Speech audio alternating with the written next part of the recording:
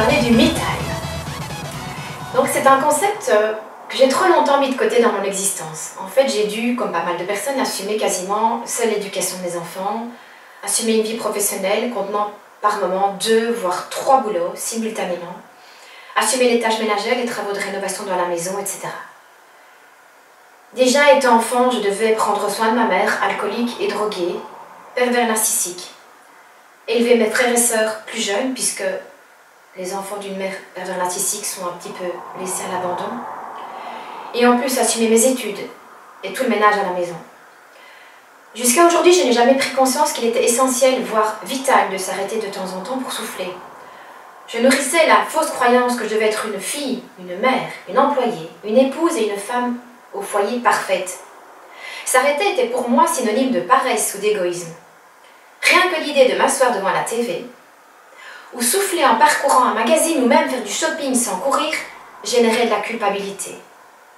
C'était fou. J'ai eu beaucoup de chance que mon corps et mon psychisme n'aient pas pété les plombs. Beaucoup de personnes un jour font une dépression, un burn-out ou apprennent qu'un cancer est en train de se développer. Mon rythme était infernal et il a duré plusieurs décennies. Et à quoi cette course après la montre m'a-t-elle servi? Aujourd'hui, je suis sur le point de perdre tout ce que j'ai acquis au fil des années.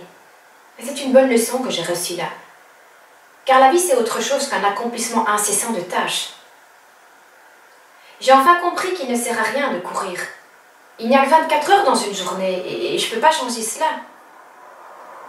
Et puis surtout, j'ai pris conscience que je ne suis pas superwoman. Vous non plus d'ailleurs. Alors adoptez le me time dès que vous le pouvez. D'autres parlent aussi du free day. Le me time, c'est une expression qui nous vient des États-Unis. Et on peut la traduire comme le moment dans lequel une personne fait quelque chose pour son propre plaisir. Le me time, c'est une interruption de sa routine quotidienne. Interruption durant laquelle on va faire quelque chose pour nous-mêmes. Ainsi, durant une heure, ou une soirée, ou un week-end, on va recentrer ses choix sur ses besoins et plaisirs propres. Tout être humain a besoin de prendre l'air, de sortir de son train-train quotidien, et ce pour diverses raisons. En ce qui me concerne, je dirais que le me time, c'est un peu mon moment de méditation. Je n'arrive pas encore aujourd'hui à totalement me détendre, mais c'est compréhensible. Quand on a combattu durant 45 ans, il est difficile de ralentir la cadence, et mon corps garde sans cesse une tension permanente au niveau de mes muscles. Rarissime sur le moment où je suis totalement détendue. C'est comme si j'étais toujours aux aguets, craignant pour ma survie. Ces instincts sont humains, mais primitifs, car nous ne risquons plus d'être dévorés par une bête féroce à l'heure d'aujourd'hui. Mais ceux qui ont été maltraités connaissent ce genre de comportement. Je ne vais pas m'étendre là-dessus, mais pour certaines personnes, se poser, se détendre complètement est bien plus difficile que de combattre, car ils n'ont jamais pratiqué cette relaxation. Cependant, même si je continue à courir afin d'exécuter un maximum de tâches quotidiennement, je m'oblige à me poser de temps à autre. Par exemple, cette semaine, j'ai bossé comme une folle, et je me suis dit au début de la semaine que si je réalisais telle et telle chose, je pourrais me détendre ce week-end. En fait, je récompense mon labeur. D'ailleurs, je vous en parle dans une capsule précédente, qu'il faut se féliciter et se récompenser quand on a atteint des objectifs. Cela est très positif au niveau émotionnel, car mes objectifs ne me semblent plus aussi insurmontables quand je sais que je pourrais m'offrir une petite récompense après. Et cela m'oblige à m'investir à fond, et ça génère beaucoup de désir, d'enthousiasme, ayant comme conséquence le surpassement de soi. Vous voyez comme tout ça fait boule de neige. Ces récompenses sont anodines, comme un petit restaurant avec un ami, un peu de shopping, bah, je vais m'offrir une petite chose que j'ai envie de m'offrir, ou une séance de cinéma. Mais à moi, ça me procure énormément de plaisir, car je me pose enfin. Même si les soirées ou les week-ends, il nous arrive d'être préoccupés par le travail, quand nous sommes stressés, nous fabriquons du cortisol, sachez-le, de la dopamine, et nous avons par conséquent du mal à nous endormir.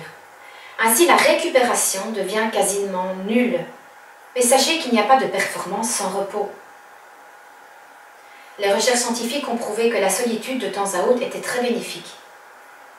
N'ayez crainte de dire à votre partenaire ou à vos enfants que vous avez besoin de vous retrouver seul, ne vous en faites pas, ce besoin de solitude sera vite compris par votre entourage quand ils verront comment vous sortez grandi de ces moments où vous avez pris de la distance. Alors, il sera essentiel d'organiser dans votre emploi du temps des pauses. Éteignez votre GSM, tablette, ordinateur, afin de ne plus être sollicité pendant quelque temps. Vous pouvez être actif, mais pas suractif. Il s'agira de reposer son esprit, ce qui générera une plus grande créativité, ainsi que la fabrication de neurotransmetteurs essentiels, comme l'acétylcholine ou le GABA, qui calmera le corps et le cerveau quand ces derniers seront en hyperactivation. Ainsi, on se sentira beaucoup mieux, au niveau émotionnel aussi. Donc vous l'aurez compris, le me time ou le free day, en tout cas les pauses, sont super bénéfiques. Nous avons 4 façons d'appréhender le monde à partir de nos états internes. On peut être en haute énergie positive ou en basse énergie positive, en haute énergie négative ou en basse énergie négative. Tous nos états internes, nos modes de fonctionnement et nos énergies se situent dans ces 4 sphères-là. Il n'y en a pas d'autres. Et l'on passe continuellement de l'une à l'autre. Donc quand je suis en haute énergie positive, je ressens enthousiasme, amour, défi, désir, etc. C'est génial. Mais parfois aussi, il sera essentiel d'être en basse énergie positive, c'est-à-dire être au calme, au repos, être seul, pouvoir se détendre et se relaxer. C'est essentiel. Dans ces 2 cas de figure, je stimulerai mon système nerveux autonome parasympathique. Je ne vais pas entrer dans les détails au niveau neurologique, mais ceci juste pour vous faire comprendre que le me time est essentiel et excellent pour la santé. Je vous avoue que je ressens parfois, mais de plus en plus rarement, un petit peu de culpabilité quand je dis à mes enfants que maintenant c'est mon moment à moi. Car j'ai dû casser leur routine, en tout cas leur équilibre, en n'étant plus dispo 24 heures sur 24. C'est vrai que j'étais toujours au service de tout le monde. Et là, je dis stop. Maintenant, c'est un moment pour maman. Maintenant, ils ont compris. Et grâce à ces petits moments où je fais ce qui me plaît, je ne pète plus jamais les plombs, en tout cas moins souvent. Je me sens plus aussi acculée. Et c'est vrai que me permettent après d'être davantage performante. Par conséquent, ces moments de pause ne sont plus vus comme des pertes de temps, ce que je pensais au départ, mais plutôt comme des moments pour me ressourcer, recharger mes batteries. Et comme le dit le proverbe, il faut parfois reculer pour pouvoir sauter plus loin. Alors votre défi du jour, vous avez planifié votre journée, votre semaine, avec des tâches qui vont vous rapprocher de votre objectif. J'espère que vous avez fait ça. C'était le défi d'une autre capsule sur la planification des objectifs. Maintenant, vous allez rajouter la planification des pauses, des récompenses, des bonus, où vous seul décidez de ce que vous ferez dans ces moments de pause. Écoutez vos propres besoins avant d'écouter toujours ceux des autres. Car vous seul savez quand vous devez stopper cette routine qui devient certains jours infernale. Prenez l'air au sens propre comme au sens figuré. Évadez-vous.